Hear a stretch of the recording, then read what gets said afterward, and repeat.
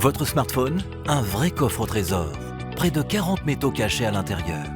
On ne les voit pas, mais les métaux sont partout dans notre quotidien. Et leur rôle va bien au-delà de nos téléphones, ordi ou tablettes. Cuivre, argent, nickel, palladium. Ces métaux ont des super pouvoirs uniques. Conductivité, résistance, légèreté. Ce sont eux qui rendent possible les technologies bas carbone. Les batteries, les panneaux solaires, les éoliennes. Autrement dit, sans eux, pas de transition énergétique. Oui, mais voilà, ces ressources ne sont pas illimitées. Et leur extraction nécessite beaucoup de ressources. Alors l'extraction minière a bien évidemment un impact sur l'environnement, mais il faut bien comprendre une chose, c'est que toute activité économique, quelle qu'elle soit, commence par faire un trou dans la terre pour prendre des choses et les transformer. Donc il faut compter cet impact sur l'environnement, effectivement, en plus, mais il faut aussi penser à enlever ce que ça entraîne en moins. Et ce que ça entraîne en moins, c'est que si on fait cette transition énergétique, eh bien, on pourra se passer des énergies fossiles. Autre problème, la demande augmente beaucoup plus vite que l'offre. Enfin, la production est ultra concentrée. Résultat, c'est devenu un enjeu majeur dans les relations internationales. Alors qu'est-ce qu'on fait? On se barricade? On continue comme si de rien n'était? En réalité, il y a des solutions. Pas parfaites, pas simples, mais nécessaires. D'abord, recycler. Donner une seconde vie aux métaux. Ce n'est pas une chimère. Ça représente déjà près de 8 milliards de chiffre d'affaires en France. Sans parler des perspectives. Le marché mondial devrait atteindre plus de 1100 milliards de dollars d'ici 2030 avec une croissance de 4% par an. Le bémol, il faut des infrastructures de collecte et de traitement des déchets. Et ce n'est pas tout. Tous les métaux ne se recyclent pas facilement. Certains sont dispersés en toute petite quantité. D'autres tout simplement irrécupérables. D'autres encore sont immobilisés dans des infrastructures qui fonctionnent, des éoliennes, des batteries, des panneaux solaires. Résultat, la chaîne de récupération est complexe et loin d'être au point. Pas du tout, même en ce qui concerne la France, le pays d'Europe qui exporte le plus de déchets métalliques. Pour encourager le mouvement vers le recyclage, la réglementation entre en scène.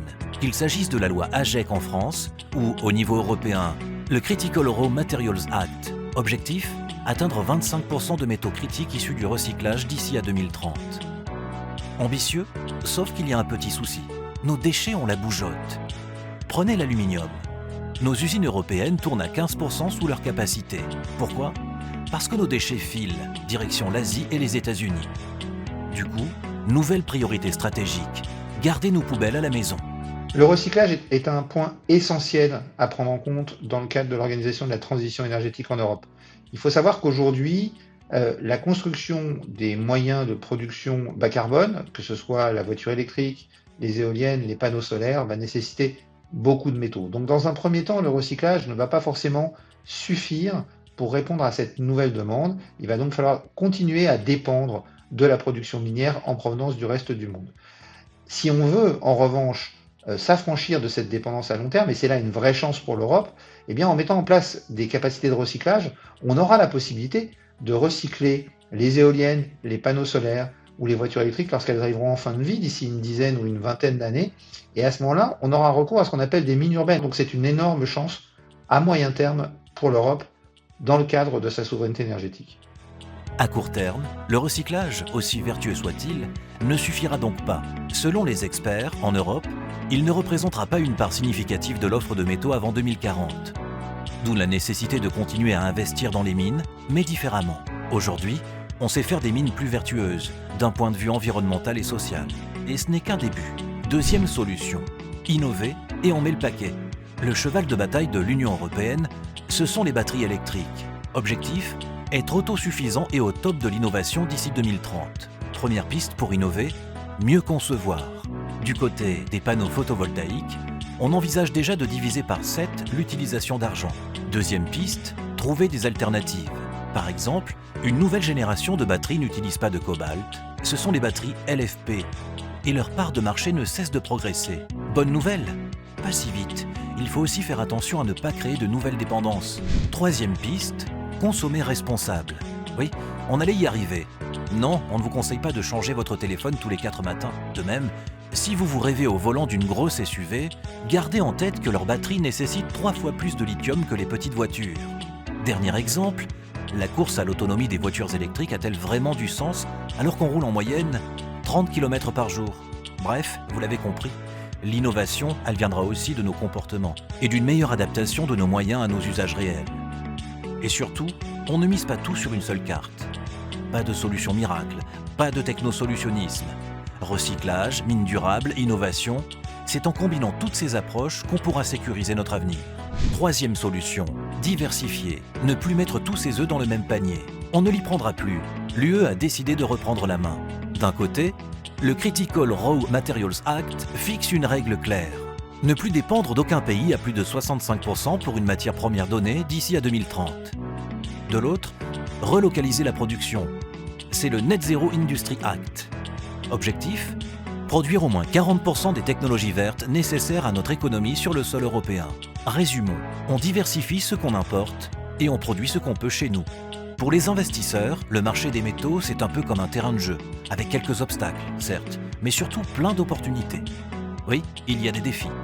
Les lignes d'approvisionnement sont sous tension.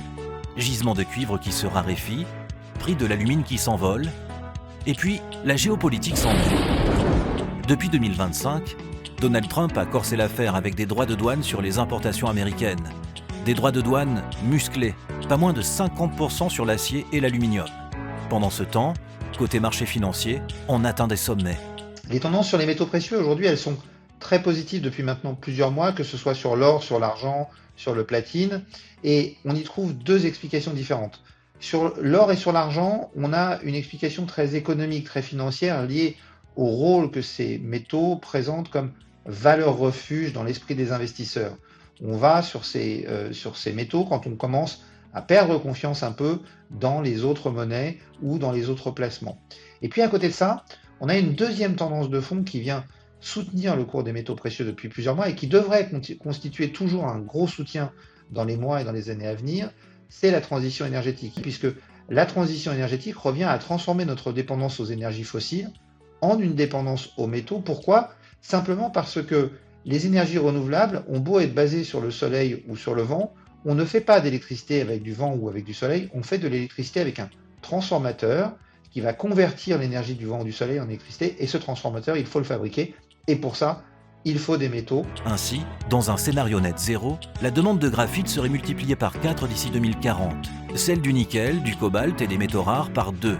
La valeur globale du marché de ces métaux essentiels pour la transition doublerait. CQFD.